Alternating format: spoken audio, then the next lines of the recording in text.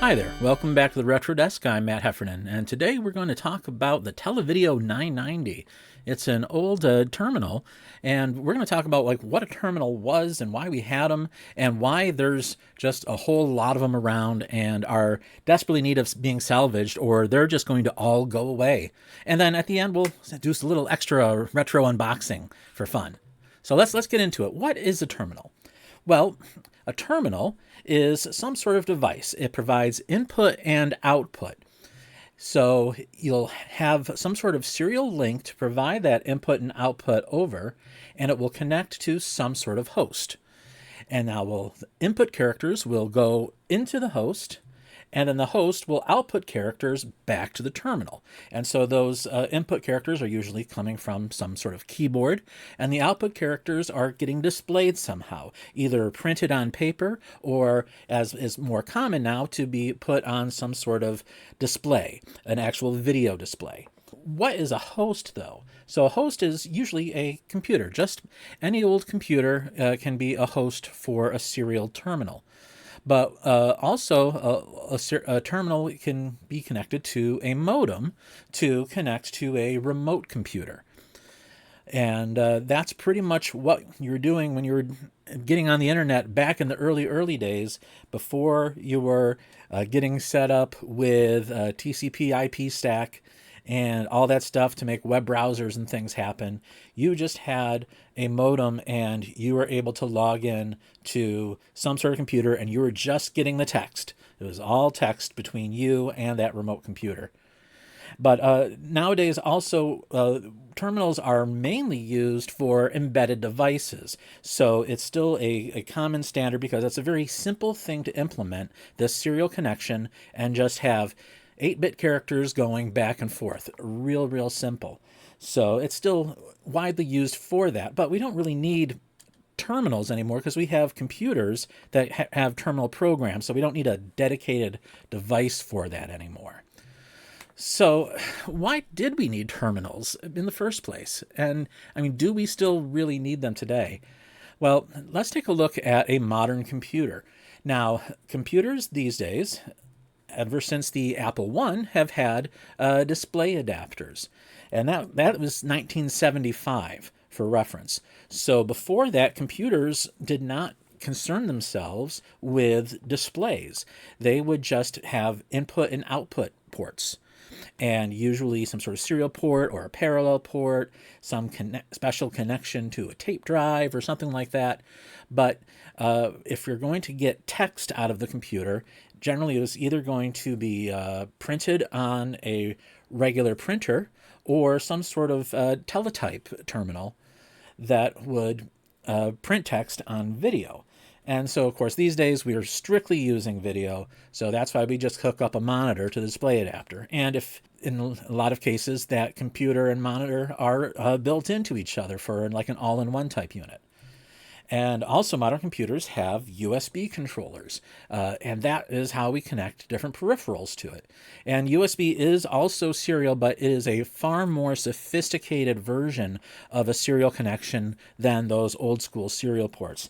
But with a USB controller, we can hook up a modern keyboard to it, as well as a mouse and all sorts of other devices. And so that keyboard is going to be, again, a separate thing from the computer, or it could be all built in. If you have a laptop, you've got the keyboard, monitor, computer, display adapter, USB controller, everything is all in one unit. But that's not how things always were. In the old days, an old-timey computer did not have a display adapter. It did not, USB didn't even exist back then.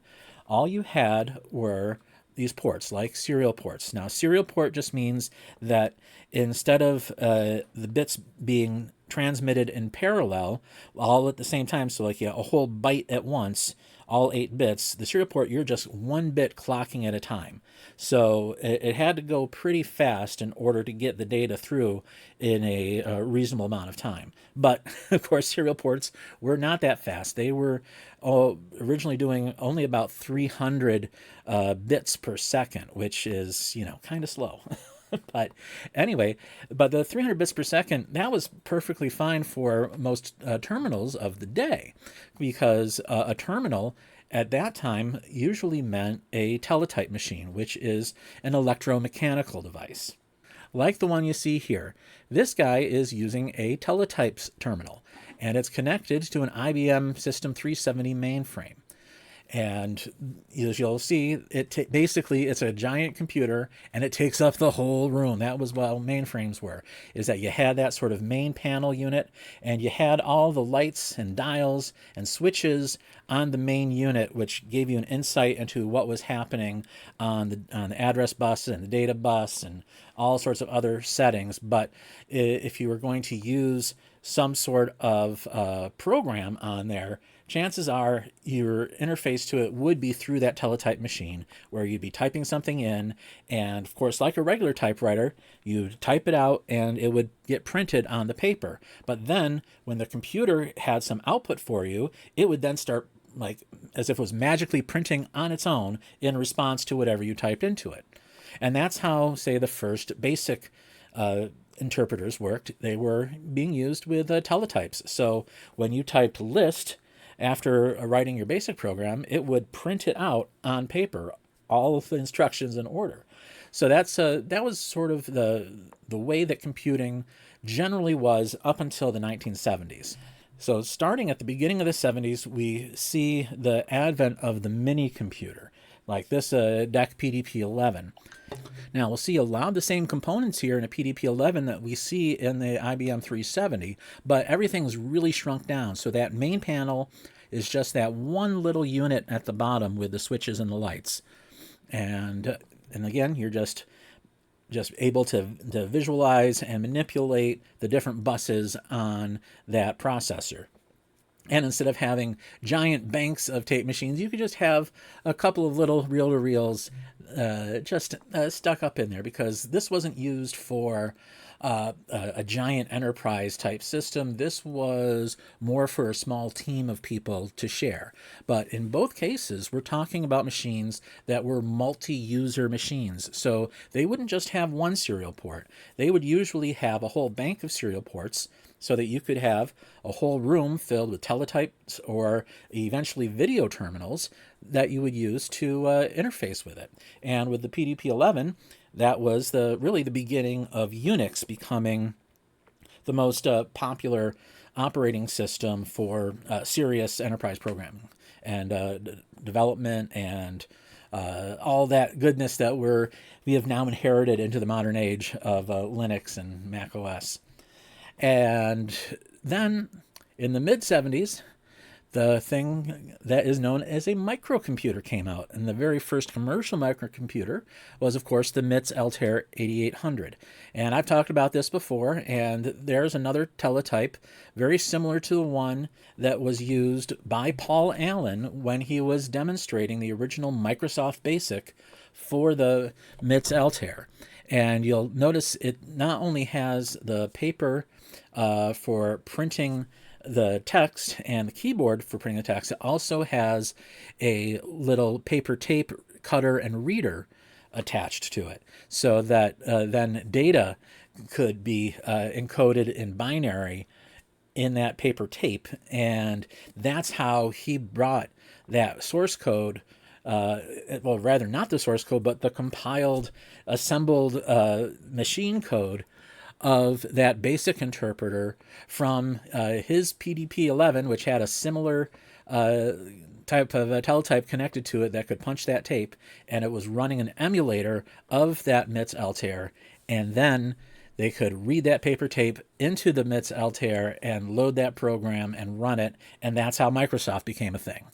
So that was really how computing was up through the mid-70s. And even with microcomputers, that's pretty much how people assume things were going to be, is that a microcomputer's got to be real super simple.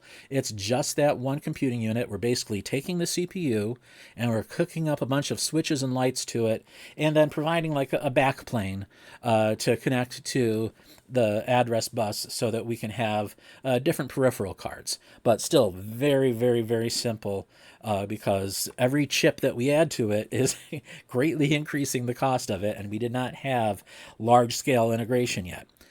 So what happened was that Teletypes, that was technology that had been around since before computers. That news organizations were using teletypes for sending data. It's sort of like a automatic telegraph type machine. And when you got wire stories from Associated Press or some other wire service like that, it would get printed out on a teletype. And that's what they were used for in addition to early computer terminals. But really, that was going through a lot of paper because people were using computers more and more. So a video terminal, it became the new standard of what people wanted to use for computing.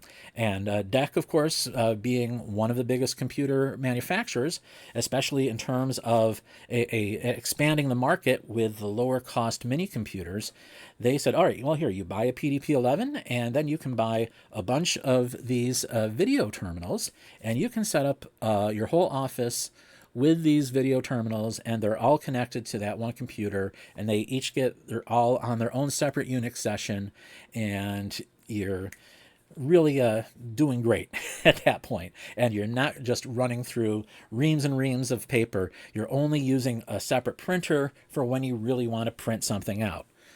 And so they had sort of the early lead on that, but eventually companies like TeleVideo came around who did not make computers. They just got in on the video terminal business because it was a huge growing market by the end of the 70s. And so TeleVideo first put out their first thing was the TeleVideo 912 in 1978.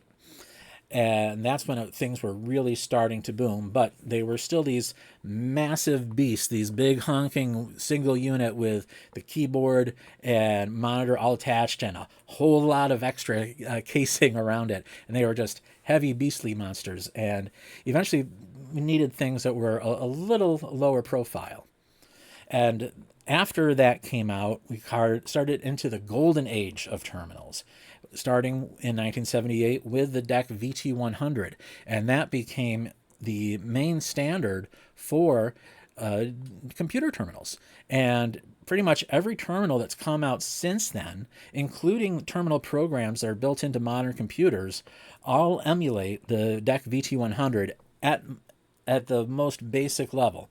That's what you want to be able to do, are all the features of the VT100, because it's more than just printing out text. It's also being able to place the cursor at different positions so that it's not just text scrolling up like it would on a teletype. You're able to place things on the screen. And that was very, very successful. And getting right in on that was TeleVideo with their first real killer product, the TeleVideo 925. So they could beat folks like Digital on price, provide compatibility with the VT100, and have additional features that other computers could also make use of. So you could use this TeleVideo to hook up to any old computer, and it became very popular, and it also had its own special control codes that became another very common standard to support for all terminals going forward. So where did this company TeleVideo come from? Well, they started back in 1975 with this guy, K. Philip Wang. Now, he's an interesting guy. He came from North Korea, not South Korea, North Korea, which is a very difficult country to leave, always has been. And what he managed to do is make it to America and be successful in business running a 7-Eleven franchise. And so that was all he was doing, was just retail. And then he took that money and he saw that video games were starting to become a popular thing in arcades. And those video games needed monitors in them, cathode ray tubes that you couldn't just, it wasn't, really economical for these video game makers like Atari to go buy a TV and strip off the console and just mount it into a cabinet. That just doesn't scale. So they needed suppliers like TeleVideo to provide mass quantities of just plain old, ready to install cathode ray tubes without any sort of excess casing on it. And eventually that sort of evolved into building these terminals, including the terminal we're going to see today, the TeleVideo 990, which was one of their later models, one of the last models they made, which was in production from 1997 to 2006. Now you'll see it looks a lot more like a computer monitor from the 90s rather than the old-fashioned terminals like we saw before. And that's because it was just a monitor. You could provide your own PS2 keyboard for it, and then it basically provided emulation for all of its predecessor terminal types. So VT100, all the older TeleVideo, and lots of standards. So basically you could just hook it up to anything. And still in the late 90s, that was still a market. It was a lot smaller than it was before, but there was still a market for such a thing. But of course that market dried up because also by the late 90s, the idea of using a separate device dedicated just for being a terminal didn't make sense when any old PC could be used for a terminal. And so in March of 2006, the old company of TeleVideo declared Chapter 11 bankruptcy, which meant that they were just going to try to sell off a bunch of stuff and try to reorganize in a more profitable form. And they hung on for about 5 more years until 2011 when they finally called it quits. And in that interim time, they had really stopped making video terminals. They were trying to make IBM clone PCs like everybody else. One of their main competitors in the terminal business was Wise, who had a bit more success making PC compatibles, but also found success in the thin client market. And so they tried to get into that too, but none of it really worked out. And so TeleVideo just sort of went away. But what happened is that we've got a lot of these things all over the place, and all of these computers are being replaced by, even if they're keeping the old mainframe computers around, we're using laptops and regular desktop computers to log into them. We don't need dedicated terminals anymore. People want to have a fully featured computer at their desk. And so what happens is stuff like this. A big graveyard full of old terminals. So here on eBay, these folks were selling a whole bunch of these TeleVideo 990s for $75 each. That's, of course, a lot cheaper than they were sold for originally back in the 90s. They would have been a few $100s, but that's about it because there's just not a lot of people that need them. So these things are rapidly ending up in landfills and e-waste sites, and we're getting to the point where there's not a whole lot of them around anymore, and certainly not being found in the wild. Like before, you'd go to the library, there'd be a bunch of terminals, and that's what their systems were running on. You'd go to the airport, and you'd have these terminals at every gate. And that's what these folks were using for booking flights. And all of this stuff just eventually got replaced by much cheaper distributed computers or thin clients connected to big computers someplace else. And the idea of needing a serial terminal, it just isn't a thing except for a few niche cases like embedded development. So what we did is my friend Snake in Australia, he wanted to get a few of these terminals back in his home country. But things being how they are, it is kind of difficult to get things from the United States to Australia and vice versa. So he had them sent to me from eBay so that he had another American friend who bought them on the American eBay and then had them shipped to me, and now I'm playing with them, and I'm going to go ship them all to Snake once I'm done playing with them, because I don't have room for but a whole bunch of terminals, not really even one terminal, much less 4 terminals. So Snake's going to be getting all of these, and we're going to take a look at one right now. It takes a little bit of doing to understand how to use it. Luckily, there's still this. The TeleVideo 990 user guide is available as a PDF from July of '97. So that helped illuminate what I'm supposed to be able to do. But the other thing was, it's like, well, what would I actually connect it to? Like, if I had like a Cisco switch or something, I could connect it to that maybe if it had a serial connection. But mainly, I don't have a whole lot of devices that would use that. But I do have a Unix machine that supports multiple simultaneous users. It just isn't really done anymore. And it's this computer that I am looking at this PDF on right now, my MacBook. And MacBook runs a modern version of Unix. That's what Mac OS really is at heart. And what we could use this terminal for is to provide a secondary login to this Macintosh. And if I could have two different users doing two different tasks, one person gets to have all of the niceties of the modern macOS graphical environment, and then the other person would just get a plain old text Unix prompt. Now, of course, if you're an enterprising person on a Mac, you're familiar with the terminal.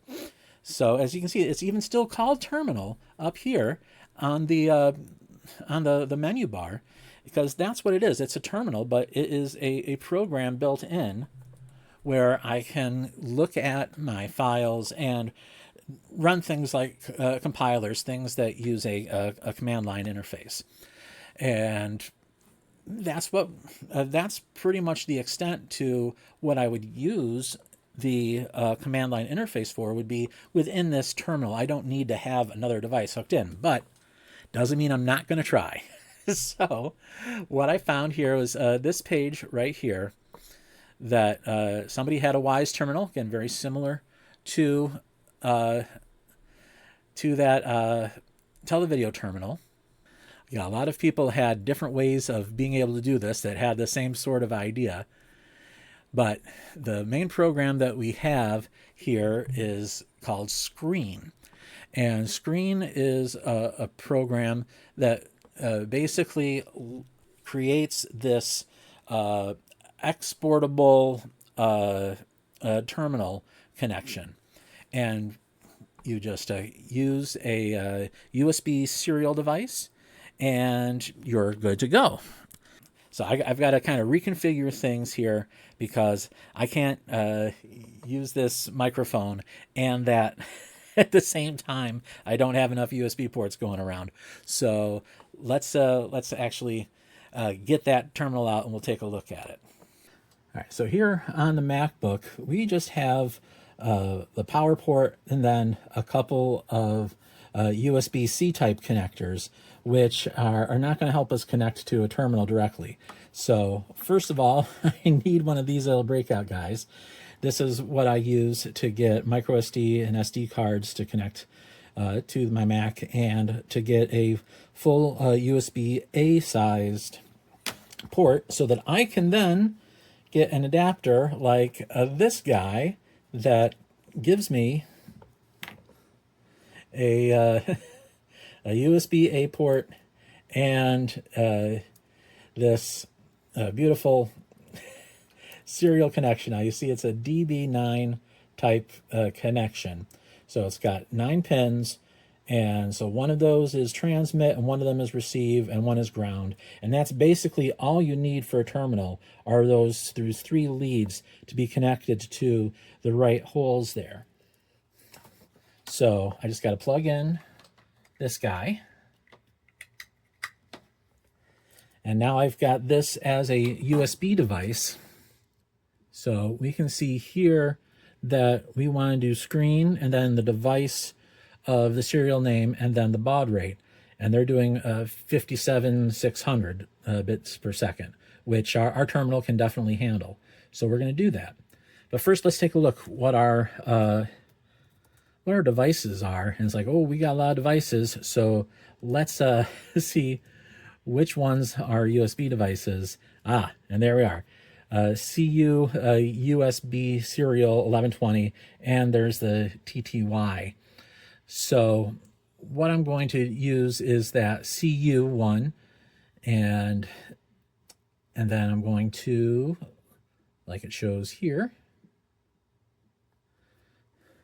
I'll do screen, dev,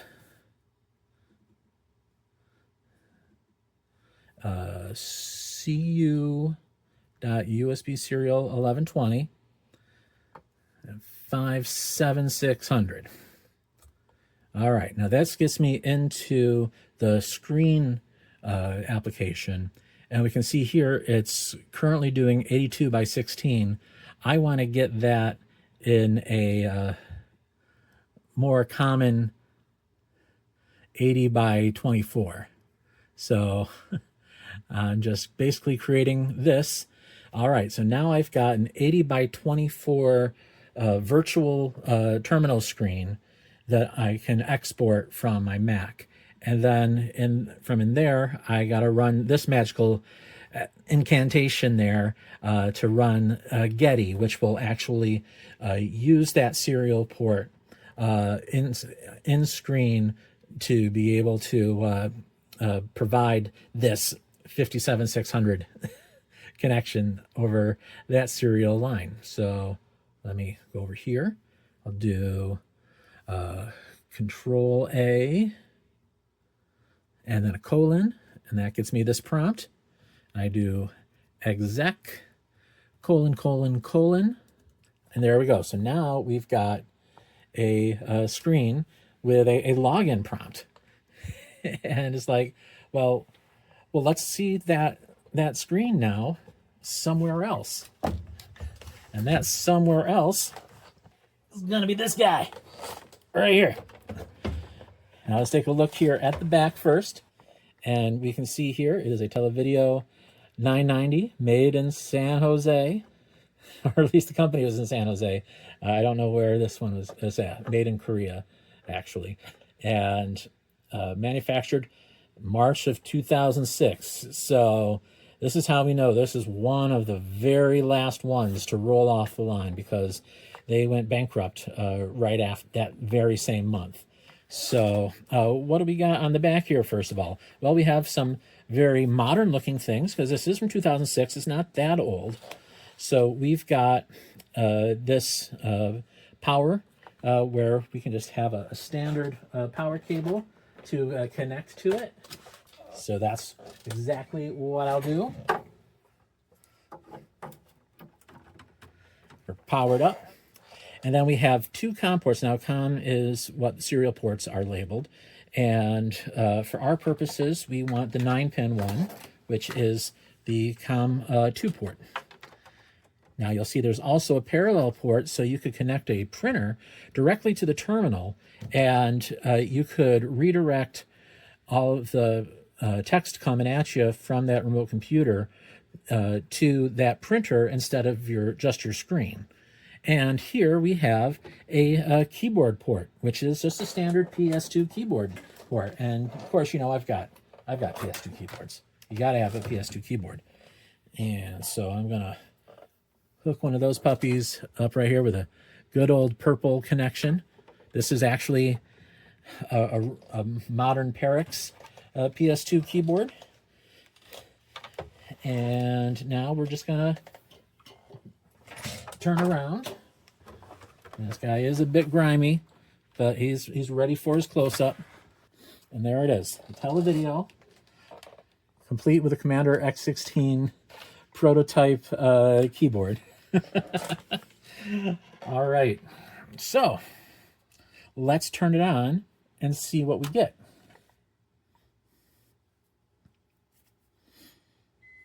Now we gotta wait for all of these phosphors to come to life. And now we can see here that this has green phosphors. And now we've got a just nothing sort of happening here. I hit return and nothing is happening. So I got to get this set up to use the port 2 and be a good boy for me. So I looked up what the menu was. It was Control Alt Escape gets you this menu, and I can, instead of the standard personality, I can make it use the VT100. So let me go down here. Whoops, personality, and the space bar. All right. Or actually, you know what? Maybe a VT320. Let's get nuts here. All right.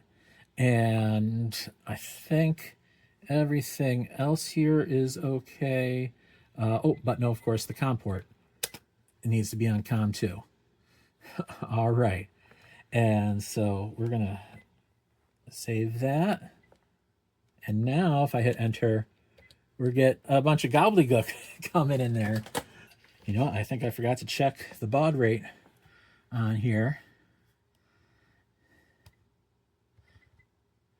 Yeah. I was trying to read 9600. So that would be explaining the gobbledygook. So now I've got him all set up. Let me make sure I'm just going to turn off the handshaking.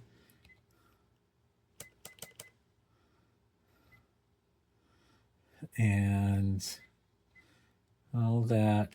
All right. So that should be good. And now I hit enter. Hey, and look at that. Darwin BSD. That is the flavor of Unix that the Mac OS really is. So I can log into this with my standard username and password. And there we go. For more details. All right, where's my prompt? Oh man, I'm not seeing my prompt. Let's see, if instead of using FDX, let me try a different shell. If I just do bash from there we go. So now that I'm on bash, I got a much more manageable prompt. And I could do things like run Python. Or maybe not. Maybe I need to remember that it's Python 3.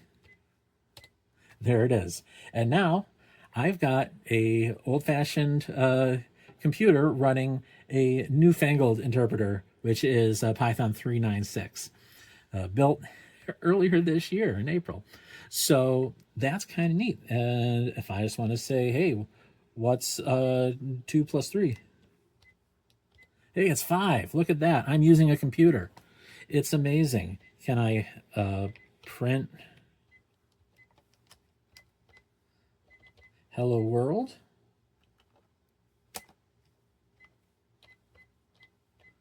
This is not the fastest typing keyboard.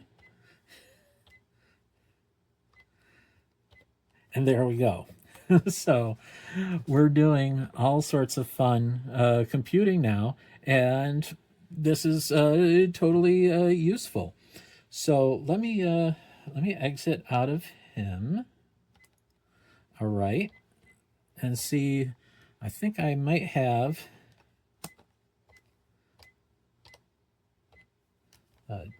documents. Yeah, see, even the tab completion works. I think VI might work. Let me try VI test.txt. And it's kind of there. You can see here, test.txt new. But you see it's kind of missing stuff up. It's showing a bunch of tildes here on the side. But I can do I, and it puts me in insert mode.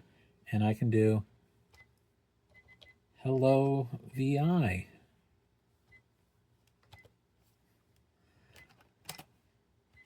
I am writing.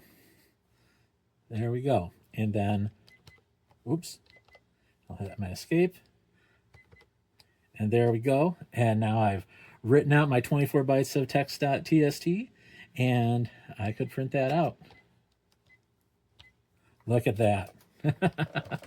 So yeah, I mean, it's not too interesting, but the kind of the one sort of neat thing about this is that I could have a separate user running on this terminal than the one who's logged in. So if I added another user account, I could log in with that user account, be just accessing my files, and be in my own separate user space, and I'm just hackerifically going about using my bash prompts and not having to mess around with any of the falderall of the macOS graphical user interface. So that's it. That's what I got to show you for a demo today. But now let's move on to some unboxing. So we're gonna have to get this guy off here so we have a little space. Good old Snake has sent me a bunch of other stuff. This came all the way from Australia, and it's got a whole bunch of stuff. And you can see here his return label as Aegon Australia. So he has been doing stuff with the that Aegon platform that is sort of a very simple Z80/ESP32 device, and has been doing some sort of interesting things with it that we would want to use terminals for, like a CP/M interface. So let's so yeah, running CP/M would go great with one of those terminals. So let's see. This is my first time opening an Australia Post package. Very exciting. This is my special putty knife that is capable of handling international packing tape. It is fully ISO compliant.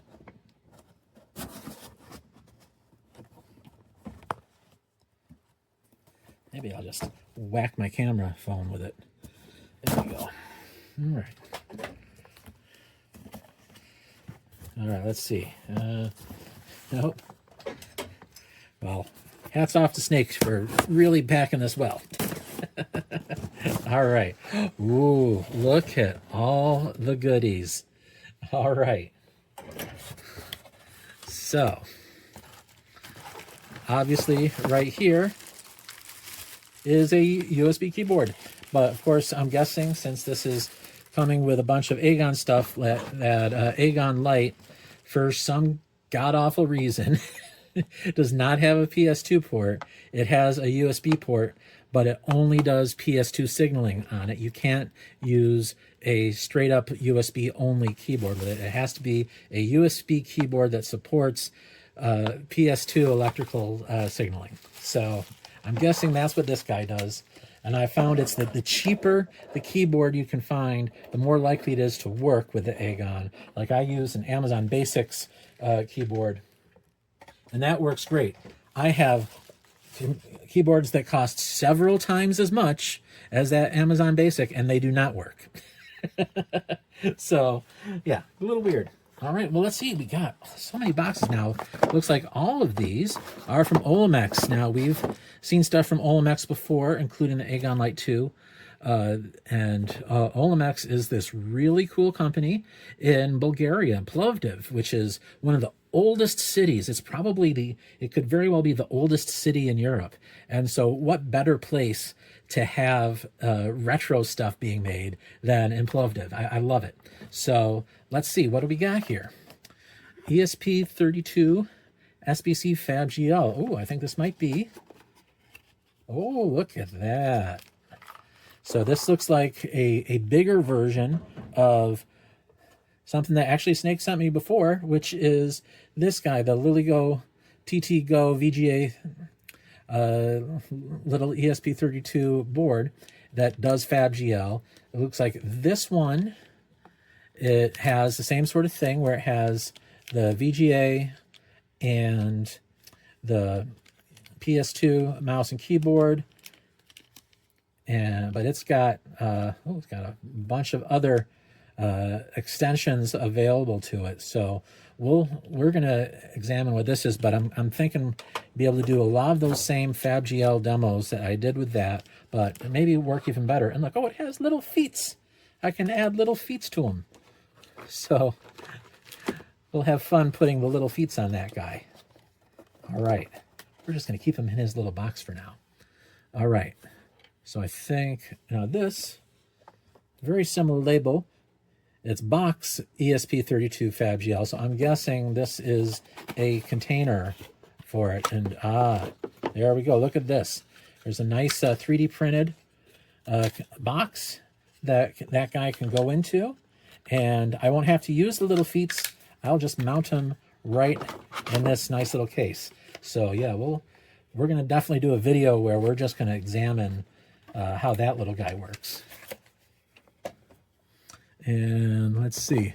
All right, so it looks like here I've got a second Agon Lite 2. So very much like the original Agon Lite 2. And it's basically the exact same one.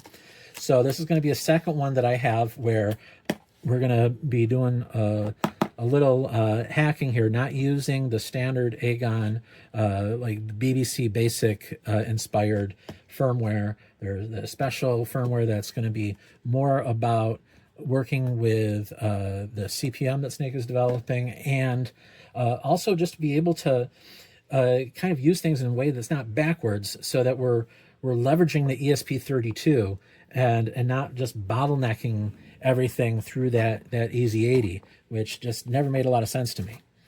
So, all right, here is a box. So it looks like, yeah, the same kind of box that I got before for my other Agon. So I'm gonna need like a sticker or something to put on this so I can tell them apart.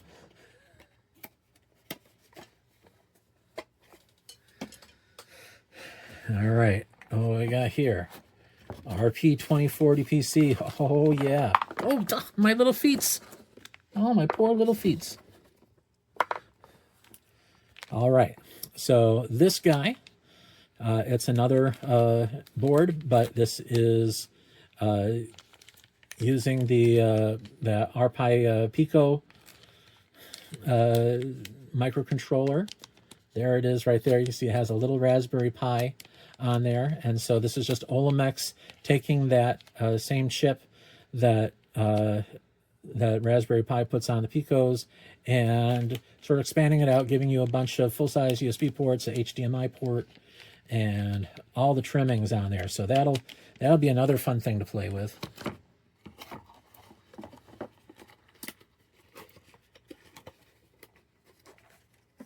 And this looks like it is the box to put that guy in. So a nice another 3D printed box in this case. That the only one that's like a fabricated metal is that Agon.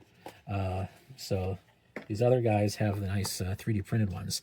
Now let's see what else we got here. We've got Neo 6502. So this is another Olimex invention. So this is a it's kind of similar to the Agon, but instead of an EZ80 controller on there, it's got an ESP32. It is a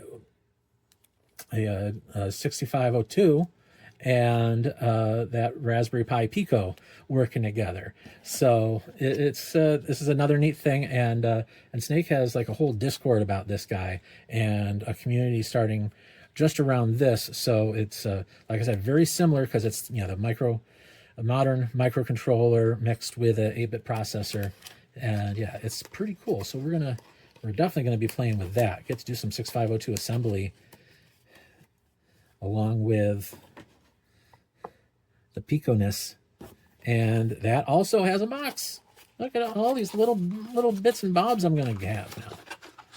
So there is the Neo 652. Ooh, look at that. It's got a nice. Oh, I don't think that's not printed superficially. I think they actually embedded the blue filament in there. So that's pretty neat. That is very cool. So that's a nice little box. All right, what else we got here?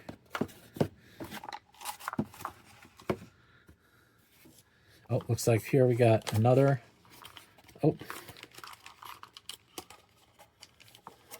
the RP240 Pico PC. So this is another one of these guys. Yeah, so we'll be getting into all the different things that these guys do, but this looks like it has some nice GPIO headers right on there, but also still has HDMI output. I don't know how I'm gonna hook anything other than oh, okay, it's got a micro USB port on there, so yeah, I'll have to use that. I'm guessing that probably, well, it's got another power connector. Well, we'll just have to learn. We'll see what this does, but I'm guessing you can power it through USB and also use that same USB port for having a mouse and keyboard and whatnot. All right, see what else we got here. A mod RS-232. Oh. All right, so okay, so this guy, it looks like a bunch of these Olimex have this expansion bus, this sort of little standard that they came up with, and it uses this 10-pin ribbon cable, and so this allows me to have an RS-232 serial connection to a bunch of these Olimex boards, so I could use that terminal with a bunch of these, which is, that's pretty cool. So we'll be doing that. Of course, I won't be using the old school terminal by that point, and I will probably just be using one of my modern computers and the terminal program on that, because nobody's got time for that. All right, now here is a real Raspberry Pi 2040 Pico. So this is just being resold by Olimex. So just your standard Pico with the pins soldered on there, which is real nice. I could just put that in a breadboard. And a Wi-Fi module. Okay, and then that uses that same interface as that serial connection. And this is it's a whole 3D printed thing, but I guess it's just encasing a little Wi-Fi module with the antenna and everything inside there, so I could connect a bunch of these Olimex devices to Wi-Fi, which again, super, super cool. So we got a lot of fun stuff for future videos here. This is like, man, this is like 5 videos just introducing each one of these things.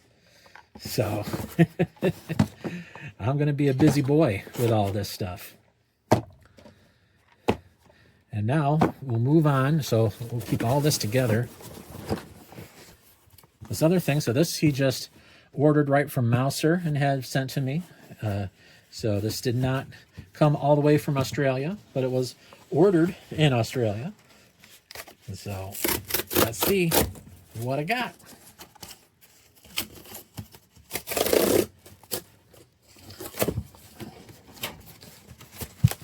Okay.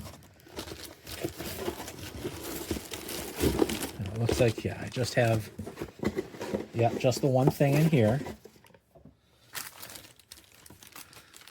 which is Easy80 Acclaim and Zenio Zilog processor accessories. So this is some genuine Zilog swag. Well, not swag, but tools, modern Zilog tools for using the Easy80.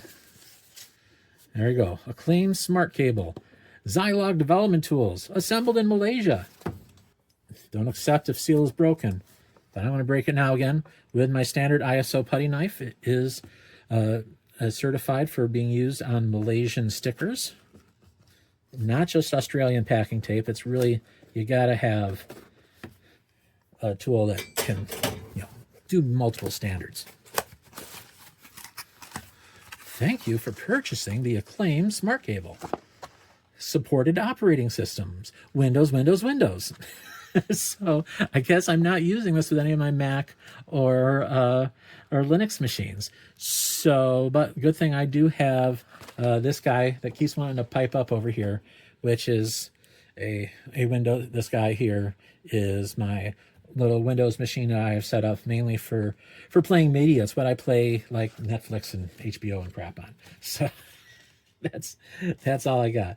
But anyway, what this guy will have is it uses the ZDS2 software, and it will allow me to directly interface the EZ80 that's on the Aegon Lite. Oh my goodness, look at this. So here's a little 6-pin ribbon cable. Oh my. Am I going to need some scissors to get into this? I might. Let's see if the standard putty knife can just cut through this. Oh, look. It can. I tell you, can't go wrong with the International Putty Knife. All right. So there it is. Zilog smart cable. So this guy just connects a little ribbon cable up to there, and you plug this guy into that same 6-pin port. That's there's one on I guess most Zilog development boards. So the Aegon is designed to use this, and I'd be able to flash in a different system. So I could totally bork it and bring it back to life with this. So it's got a nice USB connection to a Windows PC, and this will connect to whatever little doodad is running an EZ80. So, of course, EZ80 has the built-in flash, which is why we can put firmware on it, like the MOS firmware that comes shipped on the Aegon Lite 2. Oh, but we're gonna be totally destroying that on one of our Aegons. That's gonna be a lot of fun, right? It's always fun to break things. All right, thanks for watching, and remember, if you want to really help support us, do that liking, commenting, subscribing. You know the whole drill. That's what gets YouTube to know that you like stuff like my videos. But if you really, really like what I'm doing, become a member on YouTube. You can click that join button, or you can join our Patreon community like these folks here. In fact, Snake is the newest member of our family tier. So thank you, Snake, and thank you to all these folks here, even this ham sandwich for providing even a small amount of funding to help me make videos like this. That money really does go a long way, because it's not always folks like Snake sending me free stuff in the mail. I've got to end up buying a lot of the stuff. I have ongoing expenses related to keeping little bits of my empire intact. So it all really goes right back into the channel. I don't make any personal income off any of this at all. Everything that I get in there, you see that and more getting put into the channel here on YouTube. So thanks again, and I'll see you again real soon. Bye-bye.